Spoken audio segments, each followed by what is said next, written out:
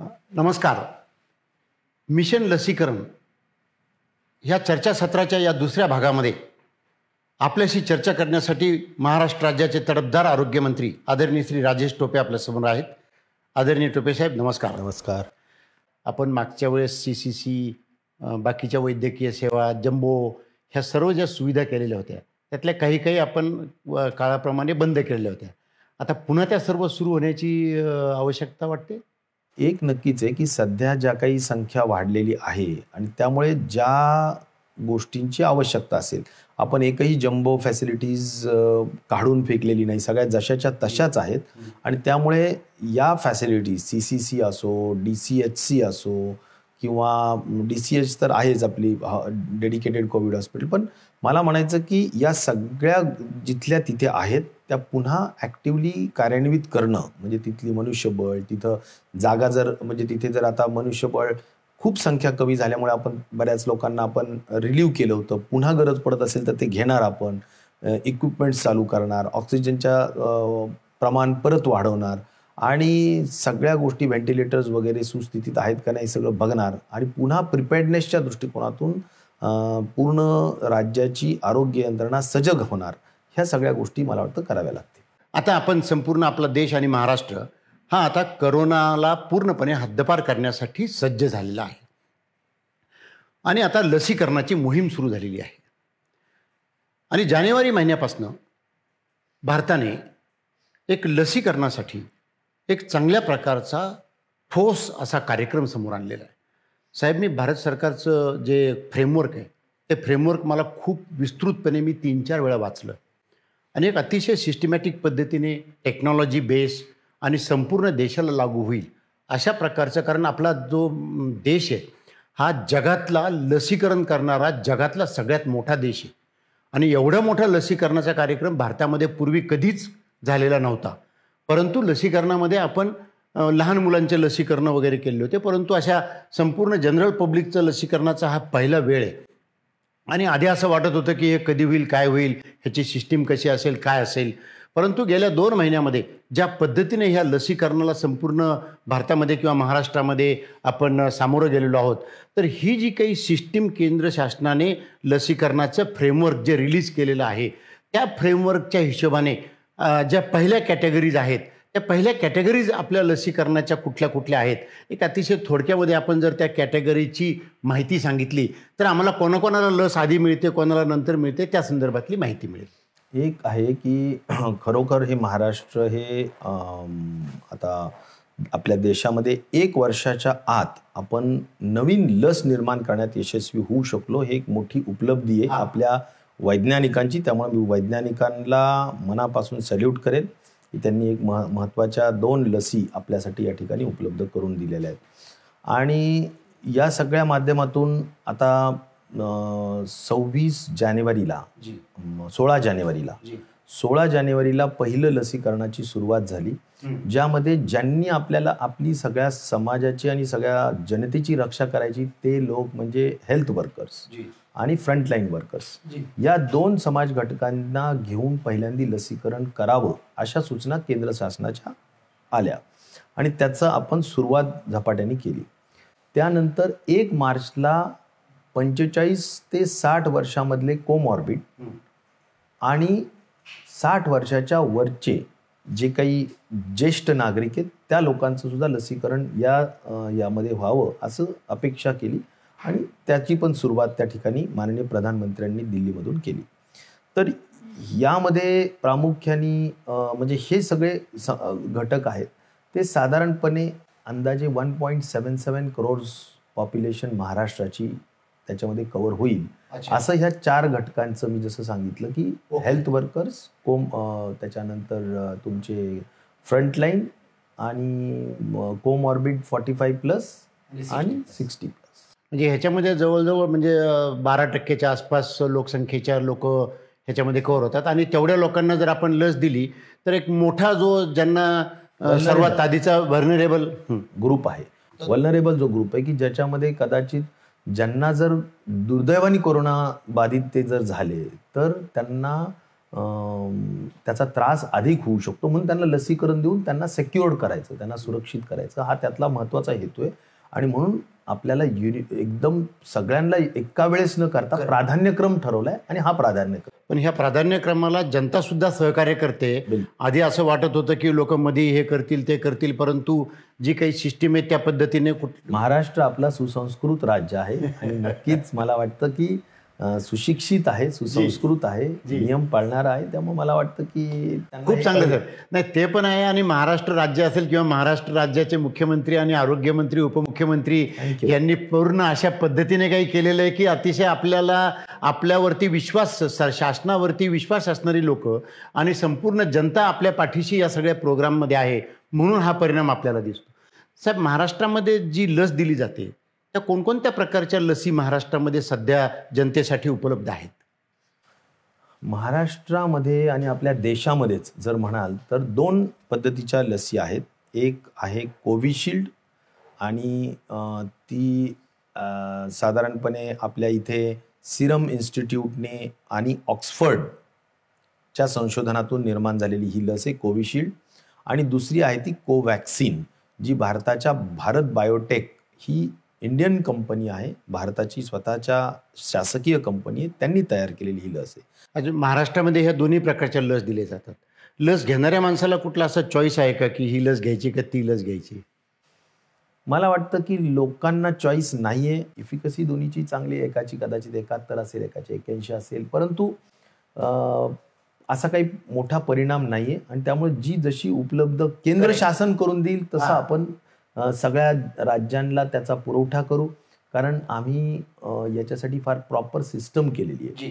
System म्हणजे काय की राज्यामध्ये वेगवेगळ्या समित्या केलेल्या आहेत, केंद्रामध्ये त्या ठिकाणी वेगवेगळ्या म्हणजे आपल्या जिल्ह्यामध्ये समित्या केलेल्या आहेत आणि या सगळ्या समितीच्या माध्यमातून हे लसीकरणाचा कार्यक्रम राबवला जातो. त्यामुळे मला असं म्हणायचं की सिस्टम इन प्लेस आहे, कोल्ड चेन्स इन प्लेस आहेत, ह्या सगळ्या गोष्टी आहेत. आणि जवळजवळ मला वाटतं की या लसीकरणासाठी आत्तापर्यंत आपण केंद्राने ज्या मंजुऱ्या दिलेल्या आहेत हॉस्पिटल्सला, ती संख्या जर तुम्ही विचारात घेतली तर जवळजवळ 700 प्रायव्हेट हॉस्पिटल्स आहेत आणि मोठ्या संख्येने 2500च्या दरम्यान शासकीय आरोग्य संस्था आहेत. ह्या सगळ्या संस्थेच्या माध्यमातून ही लसीकरणाचा कार्यक्रम व्यवस्थित राबवला जात आहे.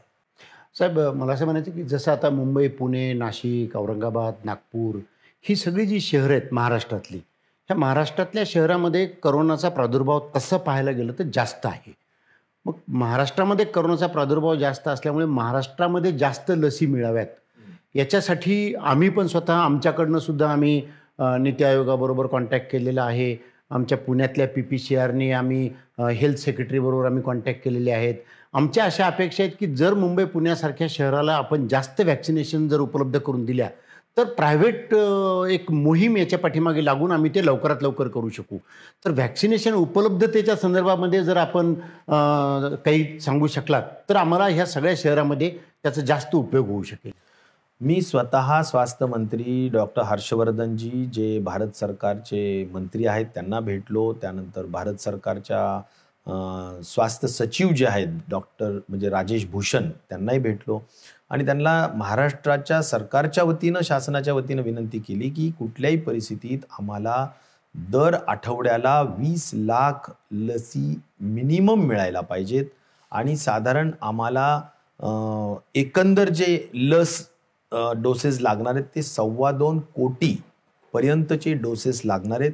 त्याची जी आम्हाला आता गती अशी वाढवायची की दर रोज 3 लाख तरी आम्ही किमान लसीकरण करणार आहोत. ते आमचं रोजचं टार्गेट आहे आणि त्यामुळं आठवड्याला आम्हाला 21 लाख लसी डोसेस लागणार आहेत. आणि मला वाटतं ह्या गतीनं जर केंद्र सरकारने ह्या आपल्याला डोसेस दिले तर येणाऱ्या 3 महिन्याच्या आत, जून महिन्याच्या आत, पावसाळ्याच्या आत आम्ही कुठल्याही परिस्थितीत जे टार्गेट आहे आपलं 1,77,00,000 लोकांचं, साधारण महाराष्ट्राच्या लोकसंख्येच्या 12% जे व्हल्नरेबल पॉप्युलेशन आहे तेवढ्यांना लसीकरण करून आम्ही त्यांना सुरक्षित करण्याचं काम करू, जेणेकरून मृत्यू दर अक्षरशः शून्यावर यावा. कोणीच मृत्यू कोरोनामुळे होऊच नये, कारण लसीकरणाचं संरक्षण त्यांना निश्चित प्रकारे मिळणं ही महत्त्वाची गरज आहे. ती जर मिळाली तर मला खात्री आहे की कुठल्याही परिस्थितीत मृत्यू त्यांना शिवू शकणार नाही. महाराष्ट्रामध्ये एकूण टोटल लसीकरणाचे केंद्र किती आहेत? म्हणजे गव्हर्नमेंटचे किती आहेत, प्रायव्हेट किती आहेत आणि त्याच्यामध्ये लस एव्हरी डे किती दिली जाते आत्ता? जवळजवळ राज्यामध्ये 2,500 म्हणजे 2,500 हे शासकीय आरोग्य संस्थेमध्ये आपण लसीकरण करतो आहोत आणि आजच्या तारखेला 650 खाजगी हॉस्पिटल्समध्ये लसीकरणाला परवानगी आपण मिळवून दिलेली आहे, म्हणजे केंद्र सरकारकडून. आणि जशा जशा परवानग्या हॉस्पिटल्स मागतील तशा तशा आम्ही केंद्र सरकारकडे पाठवून त्यांना परवानगी आम्ही निश्चित प्रकारे मिळवून घेऊ. उद्देश एकच आहे. मी स्वतः स्वास्थ्य मंत्र्यांना एकच विनंती केली की आपण जे 100 बेडेड हॉस्पिटललाच लसीकरणाची आम्ही देणार ते न करता ज्याला शिथिलीकरण आणलं पाहिजे आणि त्यांनी ते मान्य केलं. आणि आता 20 बेडेड हॉस्पिटलपर्यंत सुद्धा आपण महाराष्ट्रामध्ये खाजगी हॉस्पिटल्समध्ये लसीकरण करत आहोत. म्हणून आपला लसीकरणाचा गती वाढेल आणि आपल्याला तेच पाहिजे आहे, तेच हवं आहे की कुठल्याही परिस्थितीत आपल्याला ॲग्रेसिव्ह वॅक्सिनेशन करून लोकांना सुरक्षित करायचं आहे. साहेब, जे काही महाराष्ट्रामध्ये खाजगी हॉस्पिटल्स आहेत त्याच्यापैकी बरेच हॉस्पिटलला आपण आत्ता परमिशन दिली असं आपण सांगितलं. पण एक महाराष्ट्राच्या जनतेच्या दृष्टिकोनातून अजून जर जास्त प्रायव्हेट हॉस्पिटल्सला पुढे येण्याचा प्रयत्न झाला तर आपण काही प्रायव्हेट हॉस्पिटलला लसीकरण केंद्र सुरू करण्याच्या संदर्भामध्ये काही अपील करू शकतो? बिलकुल. जेवढ्या हॉस्पिटल्सला या कामात सहभाग घ्यायचा आहे त्यांनी राज्य शासनाकडे अर्ज करावा आणि राज्य शासन त्याला पॉझिटिव्हली रेकमेंड करेल केंद्राच्या स्वास्थ्य मंत्रालयाकडे. आणि मला विश्वास आहे की राजेश भूषण आणि डॉक्टर हर्षवर्धन दोघंही अत्यंत सक्षम आणि चांगले लोक आहेत काम करणारे आणि पॉझिटिव्हली ते मंजूर करतील असं मला विश्वास आहे. आणि आम्ही सुद्धा त्यांना तेवढ्याच आग्रहपूर्वक सांगितलेलं आहे की महाराष्ट्रामध्ये संख्या जास्त आहे, हॉटस्पॉट जास्त आहे, पॉझिटिव्हिटीचा रेट जास्त आहे आणि त्यामुळे एकीकडे हे जर जास्त असेल तर सप्लाय सुद्धा महाराष्ट्राला जास्त मिळायलाच हवा. आणि त्यामुळे आम्हाला आज या मिनिटाला आम्ही 3 लाख मागतोय रोज, म्हणजे 20 लाख आठवड्याला. तर कदाचित आम्ही आणखीन जास्त जर त्या ठिकाणी प्रायव्हेट हॉस्पिटल्सची मागणी मान्य झाली आणि जर अधिक गती जर प्राप्त झाली तर कदाचित 3 लाखापेक्षा रोज आम्हाला जास्त लागतील आणि तीच आमची मनापासूनची इच्छा आहे. मला वाटतं केंद्र शासनाने ही गती म्हणजे सप्लायची जी गती आहे ती कमी करू नये, ती आम्हाला पाहिजे तशा पद्धतीनं वाढून मिळाली पाहिजे. प्रायव्हेट हॉस्पिटलला मिनिमम कंडिशन्स काय, त्यांच्यामध्ये काय बेड असतो? कुठल्याही वॅक्सिनेशन सेंटरसाठी त्या ठिकाणी डॉक्टर्स असावेत, त्या ठिकाणी जागा असावी, त्या ठिकाणी सगळ्यात महत्त्वाचं कोल्ड चेन असावी. कोल्ड चेन असावी म्हणजे 2 डिग्री ते 8 डिग्रीपर्यंत ठेवण्यासाठीची व्यवस्था असावी. ही जर असेल आणि AEFI म्हणजे आपण ज्याला म्हणतो ॲडव्हर्स इव्हेंट फॉलोइंग इम्युनायझेशन, म्हणजे इम्युनायझेशन म्हणजे वॅक्सिनेशन झाल्यानंतरची जी जर काही छोटी मोठी परिस्थिती जर निर्माण झाली, काहींना किरकोळ त्रासही होतो, काहींना गंभीर स्वरूपाचाही होऊ शकतो, होत नाही पण होऊ शकतो. तर जर झाला कदाचित तर त्यासाठीची व्यवस्था असावी. म्हणून त्या ठिकाणी अशी ज्यांच्या हॉस्पिटल्समध्ये व्यवस्था आहे त्या ठिकाणी परवानगी द्यायला अडचण. म्हणजे याचा अर्थ जास्तीत जास्त हॉस्पिटल्स ही परवानगी मागू शकतात. बिलकुल. की ज्याच्यामुळे आपल्याला जास्त स्पीड वाढवता येऊ शकेल. साहेब, जसं आता आपण सांगतो की लसीकरण आपल्या सगळ्या शासकीय रुग्णालयामधनं विनामूल्य केलं जातं आणि खाजगी दवाखान्यांच्यामध्ये त्याला 250 रुपयाची कॉस्ट लागते. काही लोकांच्या मनामध्ये असा गैरसमज आहे की 250 रुपयाची लस ही वेगळी आहे, जी फ्री मिळते ती वेगळी आहे, किंवा ह्या दोन्हीमध्ये नेमका काय फरक आहे, की या संदर्भात थोडंसं लोकांच्यामध्ये गैरसमज आहेत. तर एकदा आरोग्यमंत्री म्हणून आपण 250 रुपयाची लस असो किंवा ही लस असो याच्या संदर्भातला नेमका फरक काय आहे की नाही या संदर्भातली माहिती आपण जनतेला द्यावी. एक आहे की 2,500 शासकीय जे आरोग्य संस्था आहेत आमच्या, त्या ठिकाणी जे लसीकरणाला जातील त्यांना मोफत त्या ठिकाणी लस दिली जाईल. परंतु खाजगीमध्ये मात्र 250 रुपये घेण्याची मुभा केंद्र शासनाने दिलेली आहे, ज्यामध्ये 150 रुपये लसीची किंमत आहे आणि 100 रुपये त्यांची सर्व्हिस चार्ज म्हणून ते घेऊ शकतात असं त्यांना अनुमती शासनाने दिलेली आहे. त्यामुळे मला असं वाटतं की लसी दोन्हीकडेही त्याच दिल्या जातात, कोविशिल्ड आणि कोवॅक्सिन, खाजगीमध्ये सुद्धा आणि सरकारी दवाखान्यांमध्ये सुद्धा. त्यामुळे लसीच्या क्वालिटीमध्ये आणि लसीच्या कंपन्यांमध्ये कुठलाही वेगळेपणा नाही. फक्त खाजगीमध्ये चार्ज करण्याचा अधिकार दिलेला आहे, कारण त्यांना शेवटी कॉस्ट येतो आणि गव्हर्नमेंटमध्ये मात्र सगळं फ्री आहे. आणि त्यामुळे अफोर्डेबल ग्रुप जो असेल, गरीब घटक असेल, ज्यांना म्हणजे किंवा ज्यांना सहज पद्धतीनं अफोर्ड करता येण्यासारखं असेल त्यांनी खाजगीत जावं, आणि ज्यांना नसेल त्यांनी सरकारी दवाखान्यात जावं. जे गरीब घटक आहेत त्यांनी सरकारी दवाखान्यात जावं, किंवा ज्यांना 250 रुपये भरणं थोडं अवघड असेल त्यांनी जरूर सरकारी दवाखान्यात जावं. परंतु या सगळ्या बाबींमध्ये फरक कुठलाच नाही, एवढंच मला या निमित्ताने. बरोबर आहे, आपण जे म्हटलं ते बरोबर आहे. आधी काही लोकांच्या मध्ये जेव्हा आम्ही चर्चा करायला लागलो, नाही मला सरकारी दवाखान्यामध्ये जाऊन लसीकरण नाही करायचं, मला प्रायव्हेटमध्ये करायचं, मला इकडे करायचं तिकडे करायचं. मी जेव्हा सुरुवातीला लसीकरण करताना ससूनमध्ये गेलो आणि ससूनमध्ये लसीकरण केलं. ससूनमध्ये लसीकरण केलं तर मला त्याच्यामध्ये काहीच प्रॉब्लेम नाही, मला उलट जास्त बरं वाटलं. आणि दुसरी गोष्ट अशी आहे की आता समजा पुणे शहर, पुणे, मुंबई, नवी मुंबई, पिंपरी चिंचवड ह्या शहरामध्ये जितके शासकीय लसीकरण केंद्र आहेत तिथे स्वागत कक्षचं काम करतो आहोत. म्हणजे स्वागत कक्षचं काम करताना मला माहिती आहे की शासकीय रुग्णालयामध्ये प्रायव्हेट रुग्णालय इतकंच किंवा त्यांच्यापेक्षा किंचित जास्त चांगल्या पद्धतीची व्यवस्था करण्यात आलेली आहे, ह्याचा मी साक्षीदार आहे.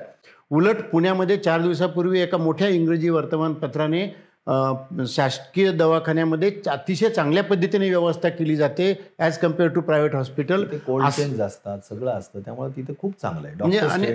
नाही लोकांची सोय म्हणजे आतमधलं तर आहेच. लसीकरणाचा अनुभव मुथासाहेब फार मोठ्या पद्धतीनं शासकीय रुग्णालयाला आहे. अनेक लसीकरण केलेले, त्यामुळे लसीकरणाचा अनुभव शासकीय रुग्णालयाचा हात कोणीच पकडू शकत नाही. तेही आहे, आणि लोकांना काय वाटतं तिथे खूप गर्दी असेल, खूप थांबावं लागेल, परंतु अशा प्रकारची मॅनेजमेंट आहे की तिथं काहीही, कारण ॲपमधनं ते पूर्ण गेलेलं असल्यामुळे तसं काही सिस्टीमच्या बाहेर जात नाही, त्याच्यामुळे लोकांना त्यामध्ये कुठलाही प्रॉब्लेम येत नाही. आता माझा दुसरा प्रश्न असा आहे साहेब की आता आपण जवळजवळ मार्च महिना संपत आलेला आहे आणि पावसाळा आता सुरू होईल, आणि पावसाळा सुरू होण्याच्या पूर्वी लसीकरणाचा कार्यक्रम संपला पाहिजे असं जनरल लोकांना वाटतं.